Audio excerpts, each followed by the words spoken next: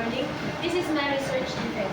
It's all about situation, invention, and challenges of smoking and academic performance of patients. Introduction. Background of the study. Smoking among adolescents remains a serious public health concern worldwide. Many graduate students initiate smoking at this stage, and while a significant proportion expresses intention to quit, the process of cessation is challenging. Is challenging to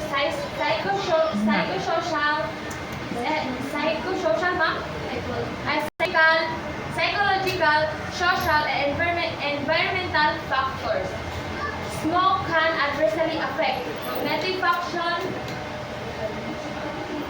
and performance. Examines na siya, ma'am.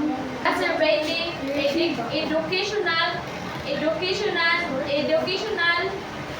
challenges faced by youth. Smoke faced by the study explores cessation,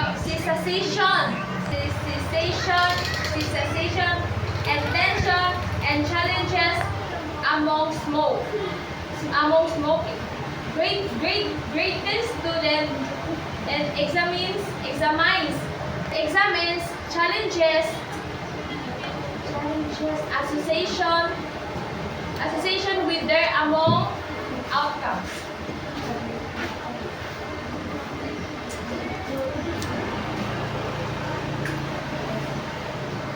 Of the problem. What is prevalence of smoking and cessation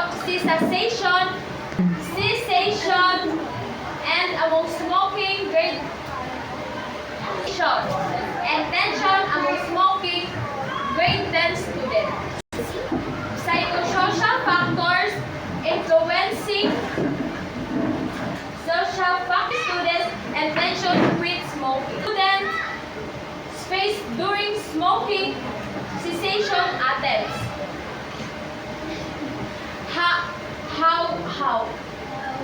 How the smoking and cessation and tension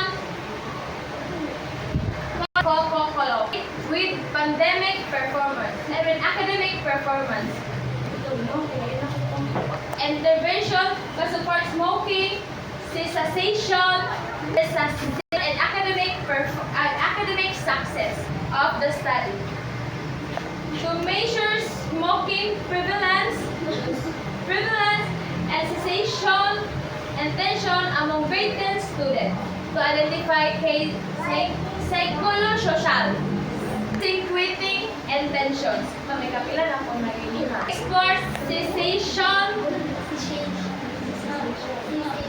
challenges faced by students. To analyze the relationship between smoking behavior and academic performance. And effective cessation and academic support interventions.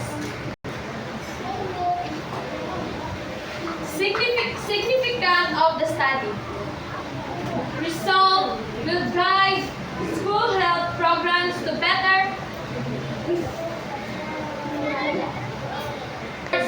smoking cessation among address related academic and others related academic challenges contributing.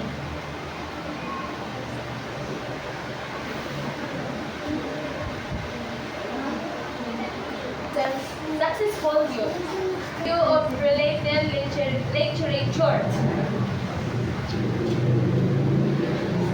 Studies show that academic